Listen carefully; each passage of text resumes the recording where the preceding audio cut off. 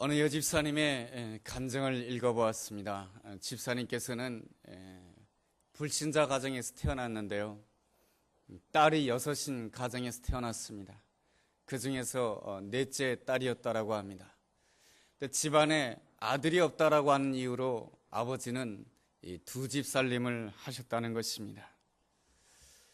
자신이 대학을 졸업할 즈음에 어머니께서 암으로 세상을 떠나셨는데, 어머니가 돌아가시는 그 모습이 너무나도 공포스러웠습니다. 어머니께서 그 돌아가시는 모습이 너무 고통스럽게 돌아가시고 공포 가운데 돌아가시는 그 모습 속에 집사님께서는 매우 놀라셨다고 합니다. 그래서 어머니가 돌아가신 이후로 늘 그 잠을 자는 가운데 귀신에 시달렸고 불면증에 시달렸다라고 하는 것입니다. 어머니가 돌아가시자마자 아버지는 2집 살림을 한 집으로 합치셨습니다. 그런데 아버지는 그 새어머니랑 너무 웃으면서 행복하게 사는 것이었습니다. 그 모습이 너무나도 보기가 싫어가지고 빨리 이 집을 떠나야 되겠다.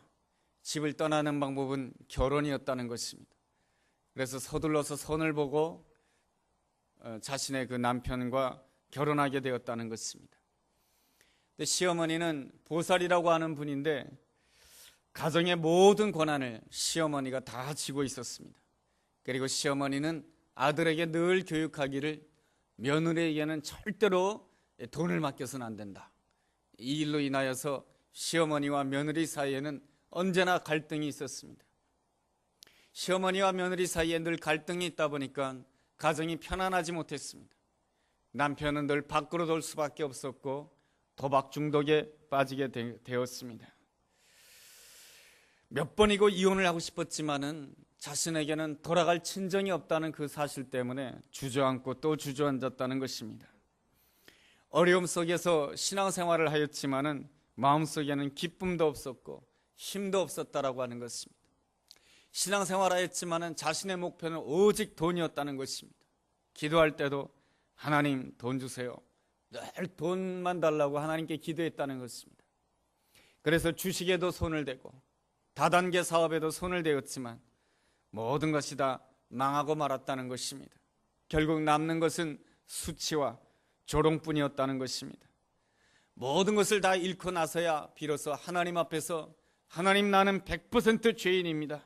그 사실을 깨닫게 되고 하나님께서 왜 나에게 이러한 환경을 허락하신 것입니까? 그것은 나를 변화시키기 위한 것입니다. 왜 하나님께서는 나에게 이러한 시어머니를 만나게 하시고 왜 이러한 남편을 만나게 하셨습니까? 하나님께서 다 나를 변화시키기 위한 것입니다. 그렇게 고백하면서 오직 말씀만을 사모하며 가족의 구원을 위해서 기도했다라고 하는 것입니다. 그렇게 기도하기 시작하자 놀라운 일이 일어났다는 것입니다. 남편이 도박 중독에서 해방이 되고 그리고 나이가 60임에도 불구하고 직장에 취직이 되었다라고 하는 것입니다. 지방의 일자리였지만은 하나님이 주신 일자리가 너무나도 고마웠다는 것입니다. 그런데 그것도 얼마 전에 남편이 실직하고 말았다는 것입니다. 남편이 실직했다고 하는 것 처음에는 굉장히 부담스러웠다라고 합니다. 그래도 명색이 교회에서 자신은 구역장이고 하나님을 섬기는 자로서 다른 사람들을 섬겨야 된다라고 하는 것을 항상 머리로 생각하였는데 남편이 집안에 들어온다는 그 생각에 마음이 부담스러웠다는 것입니다. 삼시세끼 매일 밥을 차려야 된다는 것이 굉장히 부담스럽다는 거죠. 저도 집에서 하루에 3번씩 밥 먹을 때가 있는데 그렇습니다. 하나님만이 기쁨이고 하나님만이 나의 자랑이고 하나님만이 나의 소망이라고 하였지만은 집사님은 내가 그렇구나. 내가 하나님을 진실로 사랑하지 못하고 내가 육신의 편안함만을 원하는 자였구나. 그렇게 생각하고 눈물로 회개하고 남편을 기쁘게 맞이했다는 것입니다. 그러자 더 놀라운 일이 일어났는데 남편이 예수님을 영접하게 되고 남편이 말씀에 경청하는 그러한 하나님의 사람이 되었다는 것입니다. 우리 삶 속에는 어쩔 수 없는 삶의 충격들이 있습니다. 그 여집사님의 경우에는 아버지께서 2집 살림을 한다는 것, 아주 충격이었습니다. 그리고 어머니가 돌아갔을 때 상당히 고통스럽게 돌아가고 공포 가운데 세상을 떠난 그 모습이 너무나도 삶의 충격이었던 것입니다. 그리고 결혼해서는 시어머니와의 그 갈등도 삶에 힘들었고, 또 남편이 도박 중독에 빠진 것도 너무나도 힘들었고, 말할 수 없이 힘든 충격들이 많았다는 것입니다. 이러한 삶 속에서 그 집사님은 원망으로 반응할 수도 있었고, 삶에 대한 실망으로 반응할 수도 있었습니다. 그렇지만은 그 집사님께서는 기도로 반응하였고 말씀으로 반응하였습니다. 우리 삶에는 누구에게나 말할 수 없는 삶의 충격이 다가올 때가 있습니다. 부모와의, 어린 시절부터 부모와의 이 잘못된 관계로 인한 그 충격 때문에 어려움을 당할 수도 있고요, 부부간에 그 고통 가운데 어려움을 당할 수도 있고, 갑작스러운 실패 때문에 내가 생각하지 못했던 질병이 찾아옴으로 인해서 고통 가운데 거할 때가 있습니다. 그렇다 할지라도 우리는 어떠한 형편 가운데 있다 할지라도 기도로 반응해야 하며 말씀으로 반응해야 될 줄로 믿습니다. 성경의 인물들을 보면은 그들에게도 다 삶의 충격들이 있었습니다. 요셉과 같은 경우에는 17살 나이에 자기 형제들에 의해서 애굽 땅에 노예로 팔려가지 않습니까? 혈혈단신으로 말이죠. 기가 막힌 일인 것입니다. 또한 다윗과 같은 경우에는 장인이기도 하고 왕이기도 한 사울 왕에 쫓겨서 늘 광야에서 생활해야 했습니다. 그 세월이 얼마나 힘들고 어려운 생활이었겠습니까? 다니엘 같은 경우에 어린 시절에 나라가 망하였습니다. 나라가 망하여서 자기는 바벨론의 포로로 끌려가게 됩니다. 물론 다니엘에 대해서 우리는 이렇게 알고 있습니다. 다니엘이 바벨론에 가서 총리가 되었다라고 말이죠. 높은 관직에 올랐다라고 말하지만 역사가들은 이렇게 말합니다. 다니엘은 일생 동안 환관으로 산 사람이라고 말이죠. 그가 총리라고 하는 높은 직책에서 살았지만은 이 다니엘은 일생 동안 환관으로 살았습니다. 그들에게, 하나님의 사람들에게도 그들의 삶 속에서 많은 충격들이 있었습니다. 그럼에도 불구하고 그들은 하나같이 승리하였던 것입니다. 어쩔 수 없는 삶의 충격 앞에서, 어쩔 수 없는 가난한 앞에서, 어쩔 수 없는 상처 앞에서 그들은 절망으로 반응하지 않고, 실망으로 반응하지 않고, 원망으로 반응하지 않고 오직 기도로 반응하였고 말씀으로 반응하였습니다. 그러기에 그들은 오늘날 우리에게 하나님의 거룩한 사람으로, 아름다운 사람으로 기억되고 있는 줄로 믿습니다. 그렇게 그들이 아름다운 반응을 가질 수 있었던 이유가 무엇입니까? 그 반응의 기초가 무엇입니까? 첫째로 그들은 인생의 목적을 거룩에 두었다라고 하는 것입니다. 대부분의 사람들은 인생의 목적을 물질에 두기도 합니다. 인생의 목적을 사람들로부터 인정받고 싶어하는 그 마음, 그리고 권력에다가 인생의 목적을 두기도 합니다. 그러나 하나님의 사람들은 언제나 거룩을 인생의 목적으로 삼아야 될 줄로 믿습니다. 거룩이란 무엇입니까? 오직 주님을 사랑합니다. 오직 주님을 사랑합니다. 오직 주님을 사랑합니다. 여러분, 우리 그리스도인들은 날마다 주님 앞에 사랑을 고백해야 되는 것입니다. 내가 주님을 사랑합니다. 내가 주님을 사랑합니다. 내가 주님을 사랑합니다라고 말이죠. 아내 앞에서도 내가 당신을 사랑합니다. 그게 뭡니까? 아내를 향한 거룩인 것입니다. 남편 앞에서 내가 당신을 사랑합니다, 이렇게 말해주는 것이 남편을 향한 거룩인 것입니다. 우리는 날마다 어떠한 순간에도 고백을 해야 되는 것입니다. 하루에 3번씩 말이죠. 하루에 3끼 밥 먹듯이 날마다 하루에 3번씩 내가 주님을 사랑합니다. 내가 주님을 사랑합니다. 힘들고 짜증날 때도 내가 주님을 사랑합니다. 그 사람이 진실로 거룩한 사람이고, 이 거룩한 사람을 오늘 성경에서는 제자라고 말하는 것입니다. 오늘 본문 우리가 읽은 마태복음 5장 1절 말씀 보면 예수님께서 무리를 보시고 누구를 보셨다라고 말씀해 주고 있습니까? 무리를 보셨다라고 말씀해 주고 있습니다. 이 무리란 누구를 가리키는 것입니까? 마태복음 4장 24절 읽어보면 이러한 말씀이 있습니다. 그의 소문이 온 수리아에 퍼진지라 사람들이 모든 앓는 자, 곧 각종 병에 걸려서 고통당하는 자, 귀신 들린 자, 간질하는 자, 중풍병자를 데려오니 그들을 고치시더라. 갈릴리와 데가볼리아, 예루살렘과 유대와 요단강 건너편에서 수많은 무리가 따르니라. 무리란 누구를 가리키는 것입니까? 각종 병에 걸린 자이며 고통당하는 자이며 귀신 들린 자이며 간질하는 자이며 중풍병자들이다, 이것입니다. 물이란 누구입니까? 이러한 각종 병에 걸렸는데 주님의 은혜로 말미암아 치유함을 받은 자가 바로 무리들이다 라고 하는 것입니다. 이 무리들은 하나님의 은혜로 말미암아 병고침을 받은 자들인 것입니다. 하나님의 은혜로 말미암아 축복을 받은 자들입니다. 그런데 무리들이 어떻게 하였습니까? 5장 1절에 보면 이러한 말씀이 있습니다. 예수께서 무리를 보시고 산에 올라가 앉으시니 제자들이 나온지라. 예수님께서 산에 올라가셨을 때 무리들이 산에 올라갔습니까? 올라가지 않았습니다. 누가 올라갔습니까? 무리들 가운데 제자들만이 주님이 산에 올라갔을 때 산에 제자들만의 산에 오른 것입니다. 마태복음에서 산이라고 하는 것은 하나님께서 계시하는 장소를 뜻하는 것입니다. 구약성경을 읽어본다고 한다면 모세는 시내산에서 하나님의 십계명을 받았습니다. 엘리야는 갈멜산상에서 3년 6개월 동안 비가 오지 아니할 때 비가 오기를 간절히 7번이나 하나님 앞에 기도하였습니다. 그랬을 때 하늘에서 비가 내리는 놀라운 은혜와 축복을 누렸습니다. 솔로몬은 하나님의 성전을 건축하기 위해서 어디에다 건축하였습니까? 모리아 산에다 건축하였던 것입니다. 예수님은 하나님을 만날 때 변화산상에서 하나님을 만나셨습니다. 예수님은 부활하실 때 감난산상에서 부활하셨고 감난산상에서 하늘로 승천하셨습니다. 그러한 점에 있어서 오늘 본문 마태복음 5장 1절에 나와 있는 이 산이라고 하는 것은 하나님이 임재하시는 장소이며 하나님께서 하나님의 사람들과 만나는 거룩한 장소인 줄로 믿습니다. 그런 거로 이 산이란 어떠한 자리입니까? 말씀을 듣는 자리이며 말씀에 순종으로 반응해야 될 그러한 거룩한 자리인 줄로 믿습니다. 나는 오늘도 산에 오르기를 좋아합니까? 나는 오늘도 말씀 듣는 자리를 사모하고 있습니까? 누가 산에 오를 수가 있습니까? 무리들이 산에 올라가는 것이 아닌 것입니다. 바로 주님의 제자들만이 주님의 산에 올라서 주님의 말씀에 거룩함으로 주님의 말씀에 순종함으로 반응할 수 있는 줄로 믿습니다. 주님께서 산에 올라서서 어떻게 하셨습니까? 1절에 보니까 앉으셨다라고 말씀해 주고 있습니다. 앉으셨다. 이 앉으셨다라고 하는 것은 예수님께서 왕의 권위를 가지고 앉으셨다라고 하는 것입니다. 바로 예수님께서 산에 올라서 왕의 권위를 가지고 앉으셨을 때 그 앞에 누가 섰습니까? 제자들이 섰던 것입니다. 누가 제자입니까? 내 인생에 예수님이 왕으로서 앉아주실 때 내 인생이 제자가 되는 줄로 믿습니다. 무리들은 예수님이 산에 올라갔을 때 올라가지 아니하였습니다.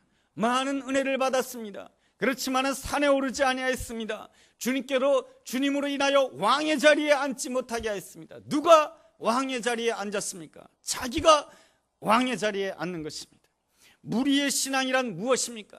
하나님께로부터 병고침을 받고 하나님께로부터 축복을 받는다 할지라도 자기가 왕의 자리에 앉는 사람이 바로 무리의 신앙이다 라고 하는 것입니다. 우리가 하나님을 믿는다라고 하지만 무리의 신앙을 가지게 되면 자신도 모르게 자기 의가 앞서게 되고 자신이 기준이 됩니다. 자기 의가 앞서고 자신이 기준이 되면 자꾸만 남을 가르치려고 하는 자가 됩니다. 가정에 가서는 남편을 가르치려고 하고 아내를 가르치려고 하고 자녀를 볼 때마다 자녀들을 위해서 기도하기보다는 자녀들을 가르치려고 하고 성도를 만나면 성도를 가르치려고 하고 이웃을 만나면 이웃을 가르치려고 하고 그것도 말씀으로 가르치는 것이 아니고 자신의 지식을 가지고 가르치고 자신의 경험을 가르치고 자기의 의의를 가지고 가르친다라고 하는 것입니다. 주님께서는 이러한 무리에 대해서 자신을 맡기지 아니하였습니다. 주님께서는 이러한 무리에 대해서는 사명도 주시지 않습니다. 반면에 제자는 누구입니까? 제자는 배우는 자인 것입니다. 가르침을 받는 자인 것입니다. 예수님이 왕의 자리에 앉게 하시고 나는 그 앞에서 가르침을 받는 자인 것입니다.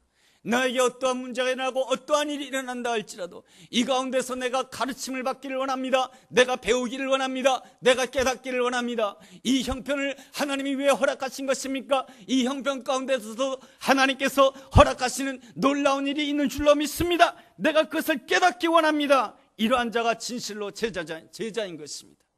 나는 매 순간마다 신앙생활을 무리처럼 신앙생활합니까? 아니면 제자처럼 신앙생활합니까?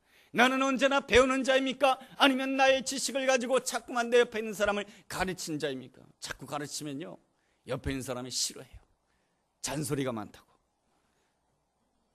무리와 제자들의 반응은 또한 다른 것입니다. 편안할 때는 똑같습니다. 예수님께서 빈들에서 5,000명을 향해서 먹이실 때 오병이어를 가지고 먹이실 때는 무리들도 기뻐하고 제자들도 기뻐해요. 예수님께서 병 고치실 때는 무리들도 기뻐하고 제자들도 기뻐해요. 그런데 예수님께서 고난을 당하실 때, 십자가에 못 박히실 때, 예수님께서 빌라도의 법정에 끌려갔을 때는 무리는 돌변하는 것입니다. 무리들은 뭐라고 이야기했습니까? 예수님이 자신들이 원하는 대로 예수님이 움직이지 않자 예수님을 향해서 뭐라고 무리들은 외쳤습니까? 십자가에 못 박아라, 십자가에 못 박아라. 빌라도가 예수님과 바라바를 놔두고 너희들이 누구를 선택할 거냐 했을 때 사람들은 바라바라 바라바라 하면서 외쳤던 것입니다. 이러한 연약한 자들의 모습이 바로 무리라고 하는 것입니다. 제자들은 어떻습니까? 제자들도 연약합니다. 제자들도 십자가 앞에서 도망을 갔습니다. 제자들도 십자가 앞에서 배신하였습니다. 제자들도 십자가 앞에서 넘어졌습니다. 죄를 지었습니다. 그러나 제자들의 아름다운 점은 다음 반응이 좋았다고 하는 것입니다. 비록 내가 연약해서 넘어졌지만 그 다음에 뉘우쳤다고 하는 것입니다. 내가 죄를 지었지만 그 다음에 회개했다라고 하는 것입니다. 그 다음에 주님 앞으로 돌아왔다고 하는 것입니다. 주님 앞에 겸손하게 무릎 꿇고 주님 사랑합니다, 주님 사랑합니다, 주님 사랑합니다 라고 고백했다라고 하는 것입니다.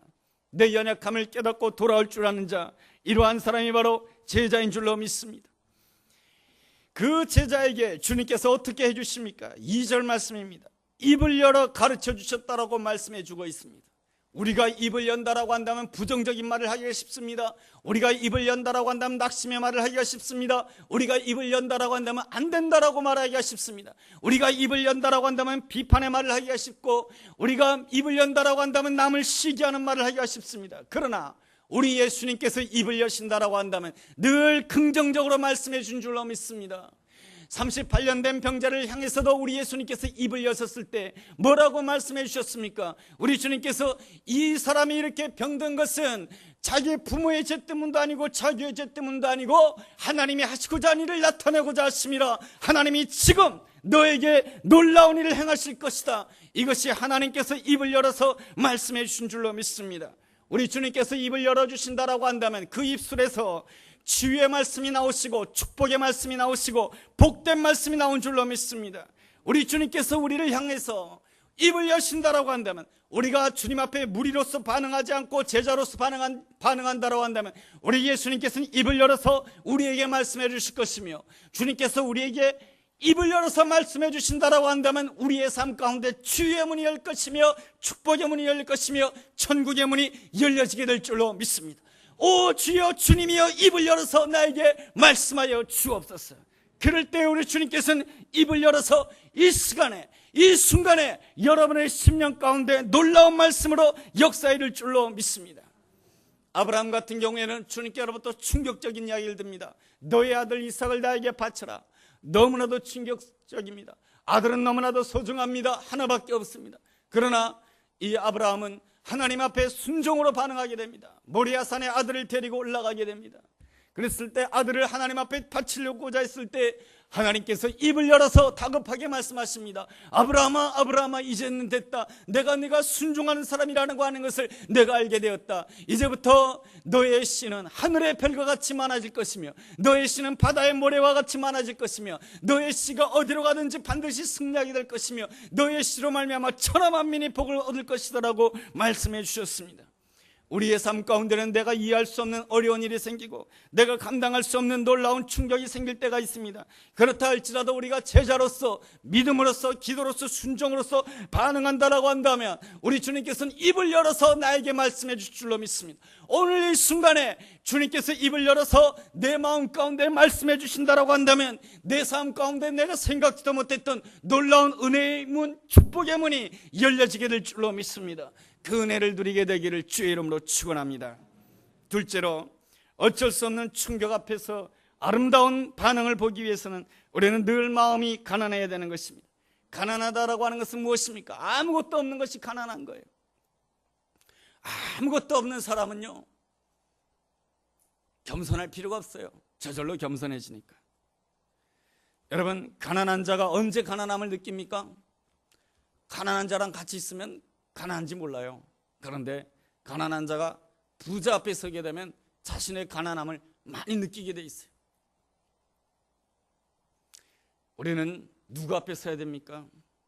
우리는 언제나 진실로 영적인 부자이신 예수님 앞에 서야 되는 줄로 믿습니다. 우리는 예수님 앞에 설 때마다 내 가난함을 느낄 수밖에 없습니다. 예수님은 어떤 분이십니까? 영원한 하나님의 아들이십니다. 예수님은 어떤 분이십니까? 능력자이십니다. 그럼에도 불구하고 예수님께서는 한 번도 자기 뜻대로 무엇인가를 해본 적이 없습니다. 예수님께서는 돌을 떡으로 만들 수도 있었지만 예수님께서는 그렇게 하지 아니하셨습니다. 예수님께서는 십자가에서 내려오실 수도 있었지만 그렇게 하지 아니했습니다. 언제나 예수님께서는 하나님의 아들이시며 능력자이시며 모든 것을 할 수 있는 분이셨지만 예수님께서는 언제나 아버지의 뜻대로 하옵소서, 내 뜻대로 마옵시고 아버지 뜻대로 하옵소서, 그러한 놀라운 영적인 부자이신 예수님 앞에 설 때마다 내 가난함을 느낄 줄 알아야 되는 것입니다. 나는 능력도 없으면서, 나는 실력도 없으면서, 나는 가진 것도 없으면서 내가 생각만 하면, 내가 하기만 하면 모든 것을 할 수 있다라고 생각하는 그러한 태도를 볼 줄 아는 것이 바로 가난한 마음인 줄로 믿습니다. 내가 가난한 마음을 가진다라고 한다면 오늘 성경 말씀에서는 약속해 주고 있습니다. 심령이 가난한 자는 복이 있나니 천국이 그들의 것이다 라고 말씀해 주십니다. 사무엘상 30장을 읽어본다라고 한다면 다윗의 이야기가 나옵니다. 다윗은 사울왕에 쫓겨서 광야 생활을 하게 됩니다. 그 가운데서 누구를 만나게 되냐면은 원통한 자, 억울한 자, 빚진 자, 고통당하는 자 400명을 만나게 됩니다. 그들과 함께 동고동락을 하게 됩니다. 동고동락을 하면서 그들을 훈련시키게 되고 그들은 용사가 됩니다. 다윗은 힘들고 어려운 가운데 있었지만 늘 이스라엘을 위해서 일하기를 원했던 것입니다. 블레셋 사람들이 이스라엘 땅에 쳐들어오자 다윗은 담대하게 나가서 자신은 왕이 아니었지만 이스라엘을 위하는 마음으로 400명의 용사를 데리고 나가서 그들과 싸웠습니다. 다윗은 늘 생각하였습니다. 이 400명의 용사들은 나와 함께 산전수전을 다 겪었고 나와 함께 동고동락을 한 사람들이기 때문에 이 어떠한 일이 일어난다 할지라도 이 400명 사람들은 나를 배신하지 않을 것이며 그 400명의 사람들은 나와 함께 할 거라고 생각하였습니다. 그런데 블레셋 사람과 전투하고 자기의 성으로 돌아와 보니까 자기 집에 있는 자기의 처, 자식, 재산 모든 것을 아말렉 족속들이 다 가지고 가버린 것입니다. 다윗뿐만 아니라 그 400명의 부하의 식솔들까지 다 데리고 간 것입니다. 여러분, 내가 하나님을 위해서 충성하고 하나님을 위해서 헌신했는데 내 아내에게 무슨 일이 생기고 내 자식들에게 무슨 일이 생긴다라고 한다면 여러분들은 어떠한 태도를 가지겠습니까? 나는 하나님을 위해서 충성한다고 하고 나는 왕이 아니지만 나는 이스라엘을 위해서 헌신하는데 내 아내에게 변고가 생기고 내 자식들에게 문제가 생긴다라고 한다면, 내 재산이 다 없어진다라고 한다면 나는 하나님 앞에서 어떠한 태도를 취하겠습니까? 이스라엘 백성들은 그 앞에서 울고 울었다라고 기록되어 있습니다. 기진맥진하여 더 이상 울 수 없을 정도로 울었다라고 하는 것이죠. 그런데 더 기가 막힌 일이 일어났습니다.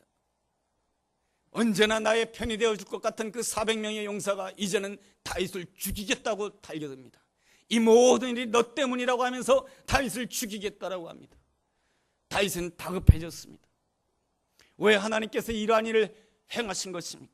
왜 이러한 일을 허락하신 것입니까? 그것은 다윗으로 하여금 하나님의 위대한 일은, 하나님의 놀라운 일은 너 옆에 있는 400명의 용사 때문에 일어나는 것이 아니고 오직 여호와 하나님 한 분으로 인해서 일어난다라고 하는 사실을 깨닫도록 하나님께서 이 모든 상황을 허락하신 줄로 믿습니다.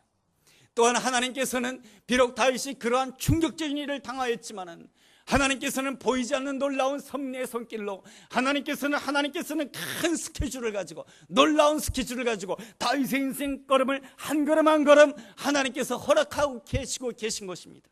당장은 다윗이 죽을 것 같고 당장은 다윗에게 문제가 생길 것 같지만 하나님께서는 큰 계획을 가지고 이 모든 사건을 허락하신 것입니다. 그러므로 우리는 매 순간순간마다 오늘 당장만 볼 것이 아니고 길게 봐야 될 것이며 하나님의 섭리를 보면서 오늘을 봐야 될 줄로 믿습니다. 다윗은 그 순간에 사람을 의지하는 그 모든 것들을 내려놓게 됩니다. 나를 살릴 분은 오직 여호와 하나님밖에 없습니다. 여호와만이 나의 피난처이시며 여호와만이 나의 피할 바이시며 여호와만이 나의 힘이십니다. 여호와만을 사랑하며 여호와만을 구하게 되었을 때 다윗은 다시 일어서게 되고 다시금 그 사람들의 마음을 진정시키고 그 400명의 용사들과 함께 아말렉을 쳐들어가서 성경을 읽어본다라고 한다면 모두 찾았다라고 기록되어 있습니다. 처자식 하나도 상해 없이 찾았고 또한 재산도 하나도 잃어버린 것 없이 찾았다라고 말씀해주고 있습니다.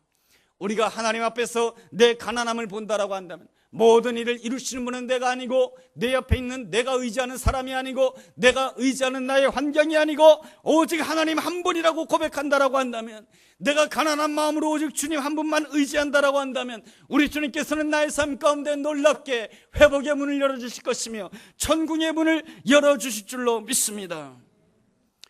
우리가 진실로 마음이 가난하다라고 한다면 또한 애통할 줄 아는 자인 것입니다.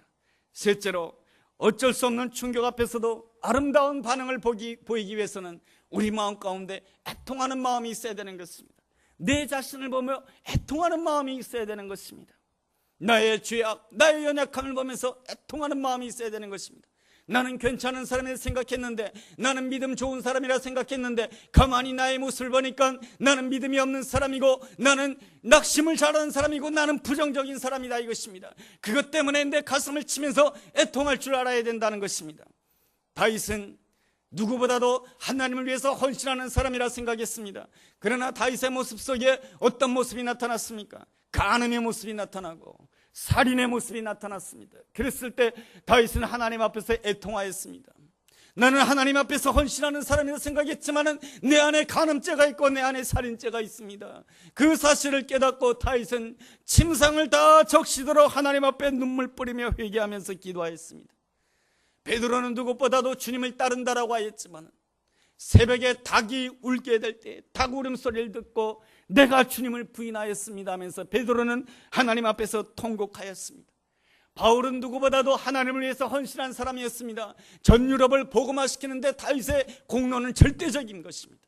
그럼에도 불구하고 다윗은 끊임없이 나의 내면 속에 나의 내면이 죄악으로 향하고 있는 것입니다. 나 혼자 있을 때는, 나 혼자 아무도 없을 때는 내 마음이 죄악으로 향하고 있다 이것입니다. 이 사실에 대해서 사도 바울은 로마서 7장 24절에서 이렇게 고백합니다. 오호라, 나는 곤고한 사람이로다. 이 사망의 몸에서 누가 나를 건져낼 수 있을까? 자신의 연약함, 자신의 신앙의 부족함에 대해서 눈물 뿌리며 애통해할 수 있다고 한다면 그 사람은 신령한 눈물을 흘리는 아름다운 사람인 줄로 믿습니다.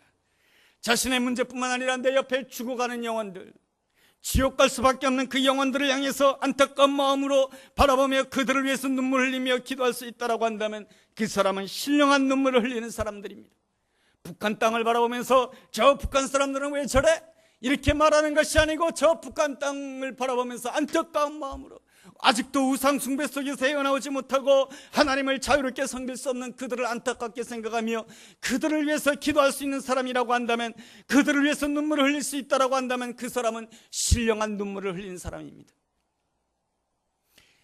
저는 초등학교 다니고 중학생 다닐 때 저희 나라만 생각하면 나는 왜 이렇게 가난한 나라에 태어났을까 그렇게 생각했어요. 근데 지금은 이 나라가 얼마나 강한 나라가 됐는지 몰라요. 작은 나라가 말이죠. 세계 어느 나라에 가서 이 쇼핑센터에 간다 할지라도 우리나라 제품보다 더 좋은 제품을 볼 수가 없어요. 그 정도로 이 나라가 강해지고 놀라운 나라가 되었습니다. 일제 식민지를 겪었고 6.25 동전에 6.25를 통해서 이 동족 간에 싸우는 그러한 아픔을 겪었습니다. 그럼에도 불구하고 이 나라가 놀랍게 성장하고 발전할 수 있었던 것은 그 일제시대 때, 그 어려운 시대 때 아무것도 희망이 없었던 그때에 실망하고 낙심하고 회의에 빠지지 아니하고 오직 여호와 하나님을 바라보면서 하나님 앞에 눈물 뿌리며 민족의 재단을 쌓으며 두 팔을 벌리고 하나님 앞에 간절히 기도했던 하나님의 사람들의 눈물이 있었기 때문에 오늘의 이 나라 이 민족이 있는 줄로 믿습니다. 상일교회가 56년의 역사 가운데 오늘까지 이렇게 유지할 수 있었던 것은 이 교회를 위하여 눈물 뿌리며 기도했던 목회자와 성도들이 있었기 때문에 그런 것입니다. 오늘 내가 이 자리에 설 수 있었던 이유가 무엇입니까? 내 어머니의 끊임없는 눈물의 기도가 있었기 때문이며 또한 내 아내의 눈물의 기도가 있었기 때문입니다. 모든 것이 거저되는 것이 없는 것이죠. 눈물 뿌리며 씨앗을 뿌릴 때 기쁨으로 거둔다라고 말씀해 주고 있습니다. 우리는 오늘도 주님 앞에서 나 자신을 위하여 울고 내 자녀를 위해서 울고 교회를 위해서 울고 이 나라 이 민족을 위해서 울어야 될 줄로 믿습니다. 내 자신의 신앙의 부족함을 바라보면서 회개하면서 울고 자녀들의 신앙이 온전히 서지 못한 문제에 대해서 내가 마음 아파하면서 하나님 앞에 눈물 뿌리며 기도해야 되는 것이고, 지옥 갈 수밖에 없는 내 옆에 있는 그 영혼들을 위해서 울어야 되는 것이고, 교회의 연약함을 위해서 나는 울어야 되는 것이고, 민족을 위해서 울어야 되는 것입니다. 그럴 때 주님께서 오늘 말씀을 통해서 약속해 주십니다. 4절 말씀이요, 애통하는 자는 복이 있나니 그들이 위로를 받을 것이다 라고 말이죠. 우리는 삶 속에서 어쩔 수 없는 위기 가운데 처하고 어쩔 수 없는 삶의 충격을 맞이하기도 합니다. 우리가 어떠한 위기를 경험하였는가, 어떠한 삶의 충격을 경험하였는가, 그것도 중요하겠지만 더 중요한 것은 지금 내가 어떠한 반응을 보이고 있는가라고 하는 것입니다. 나는 하나님의 은혜를 받았지만은 무리로서 반응하고 있는가, 아니면 나는 제자로서 반응하고 있는가. 제자로서 반응한다라고 하는 것은 가난한 마음으로 반응한다고 하는 것이며, 애통하는 마음으로 반응한다라고 하는 것입니다. 하나님께로부터 놀라운 반응을 얻기를 원하십니까? 하나님께로부터 큰 반응을 받기를 원하십니까? 그렇다고 한다면 주님 앞에서 내가 온전히 제자로서 반응해야 될 것이며, 우리가 가난한 마음으로 반응해야 될 것이며, 애통하는 마음으로 반응해야 될 줄로 믿습니다. 그럴 때 우리 주님께서 예배해 놓으신 더 큰 반응의 놀라운 축복을 우리 모두가 빠른 시간 내에, 수년 내에 누리게 될 줄로 믿습니다. 그 은혜가 우리에게 함께하게 되기를 주의 이름으로 축원합니다. 기도하겠습니다. 하나님 아버지, 나의 삶에 어쩔 수 없는 충격 앞에서도 하나님께서 기뻐하는 반응을 보이는 자 되게 하여 주옵소서. 무리들처럼 반응하는 자 되지 않게 하시고 제자들처럼 반응하는 자 되게 하여 주옵소서.